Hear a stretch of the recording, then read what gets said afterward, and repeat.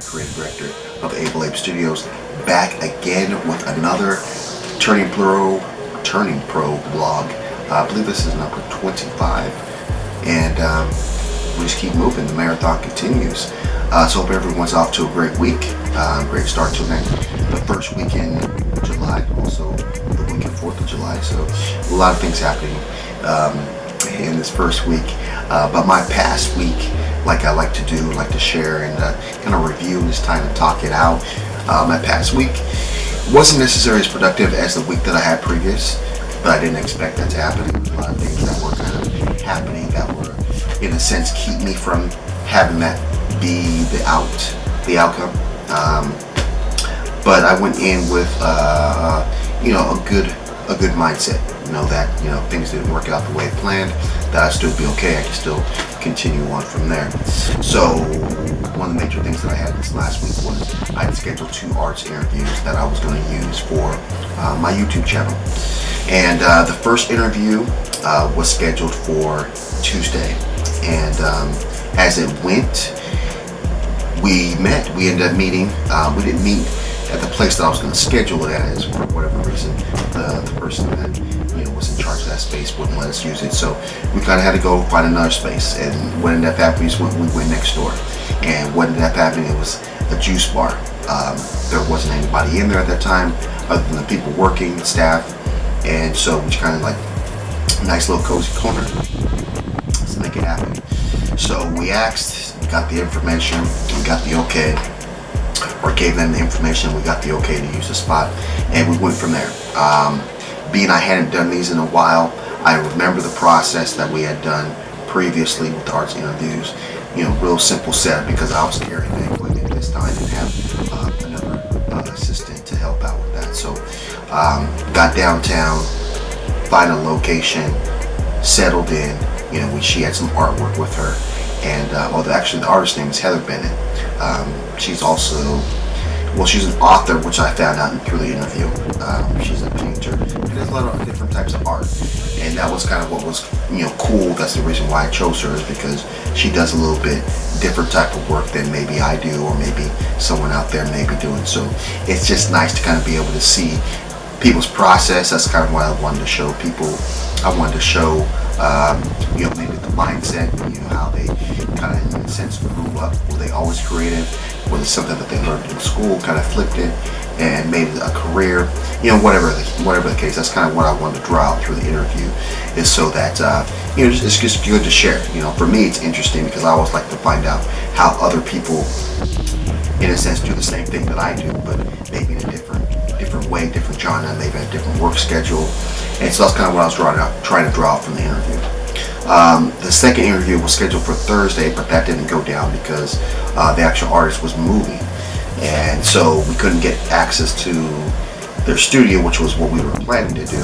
So we kind of postponed that. But the idea is that I'll be able to still shoot that and be able to use that artist interview for this month's content on my YouTube channel.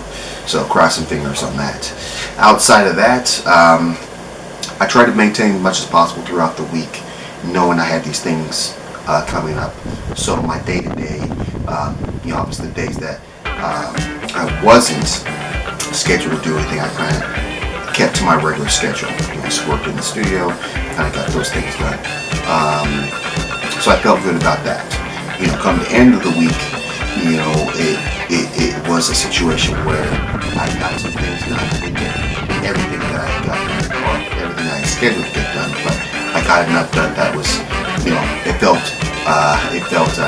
satisfactory. It felt like, I was accomplished in what I was trying to do for this last week in June. And so, the weekend went by, I hung out with a friend. I think one of the things that I wanted to kind of, talk about in this video, being that the week had already gone by, earlier in the week I was having these thoughts, just kind of atypical thoughts. Obviously, it's kind of hard to kind of monitor every thought that you have, but I was seeing that I was having recurring thoughts that were not necessarily ones I didn't believe they were from me. It wasn't what I was feeling, but I just kind of had these recurring thoughts, and the thoughts were kind of suicidal, okay, to be honest. And I kind of had to track that down. That's kind of what I usually do is when I have either thoughts or I'm feeling a certain way. I always want to track it down, kind of figure out why am I feeling that way. And in most cases, a lot of times, it's because I didn't like the way someone said something to me early in the day, or maybe I'm still dealing with it and something someone said the previous day. And so as I track it down, backtrack it, find out where, why do I feel like this? Why am I having these thoughts? I kind of realized that for myself sometimes, being in the situation of a spinal cord injury, I need a lot of assistance, from other people. And I kind of sometimes get to the point, because I know this is something I struggle with as long as I've been a spinal cord injury, is the feeling of being indebted. Maybe that's not the right word, but again, being that people do so much for me, I feel like I can't do enough for myself. You know what I'm saying? I mean, I do a lot of stuff for myself, but from a day to day without help, I probably won't be able to get the stuff done that I would like to accomplish. You know what I'm saying? So if I make a to-do list, it's based on a lot of other things that we need to get done within the day. And if it doesn't happen, then those things just kind of go on the wayside, and I realize that. And that's where the thoughts come in. The thoughts of I'm not not worthy, and this kind of thing. And so when I got to that point, I realized that I kind of got into my journals in the morning and started, working out how to deal with that. Like I said, I've dealt with this as long as I've been a spinal cord injury. It's one of those things that comes and goes. Coming off a week, like the week previous to last week, I should have been in a great mood, right? I mean, I was getting things done. It was coming to the end of the month, so I was having a successful month. And, realizing those thoughts, I was kind of like, yeah, man, this is a tough little ride here. It's not as easy as just getting things done. It's a little bit more difficult than that.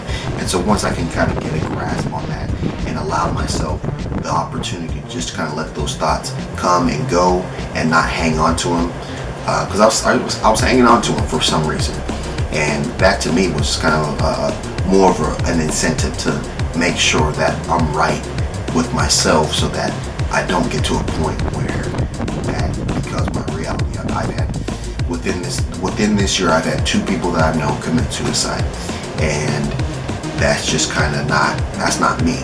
I'm not about that. As much as my life is not typical, and that I do have a lot more struggles. I don't want that to be my end game. I don't want that to be the end of my story. So I have no intentions in doing that. So just because I'm talking about it doesn't mean that I'm really struggling with it. It was more that I noticed it.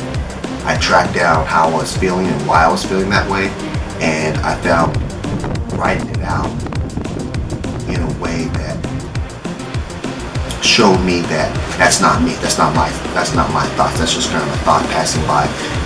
Let it go. You know what I'm saying? So I took that opportunity to kind of self-medicate, if you will, a little bit through the writing, and got to a point where I felt solid, and that if I did have thoughts that came like that I wasn't gonna hang with them. I was gonna let them go. And I think also, the fact that I just kind of had these people around me, acquaintances that I know that or was starting to get to know and had that commit suicide, was probably another reason why that was on my mind. But I think what I tracked down was the fact that I was just feeling, indebted to the people that helped me out, and that's not to say that what they do for me is a bad thing.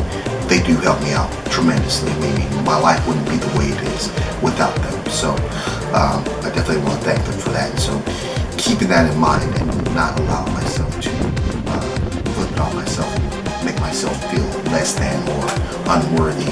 I just got to keep that in mind. So that was one of the things that was really strong with me this past week.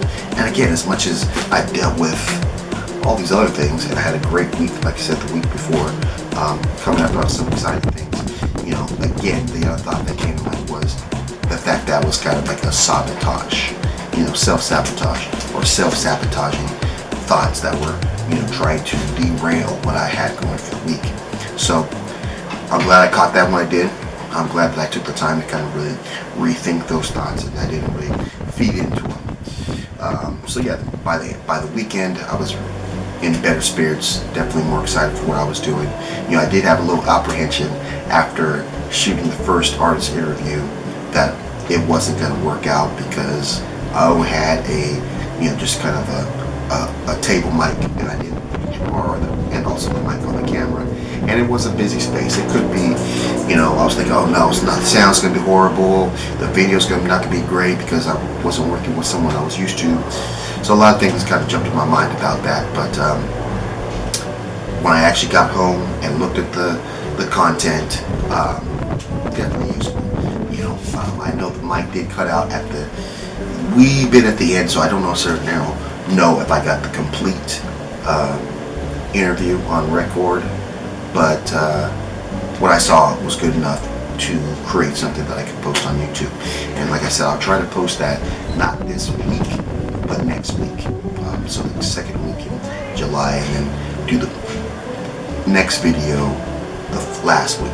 I'll do a post on this, so you don't need to necessarily worry about that. But be looking for that on my YouTube channel. Artist interviews. It'll be the first two of the 2019. I've done these in the past, and I'm excited to get back to doing them. So that's really what I have for this week. Hope everyone out there is off to a great start to their new week, their first week in July, and hope everyone's 4th of July as well. I won't see you until next week. And yeah, like we always do at this time, have a blessed day. See you on the flip side. Let's go.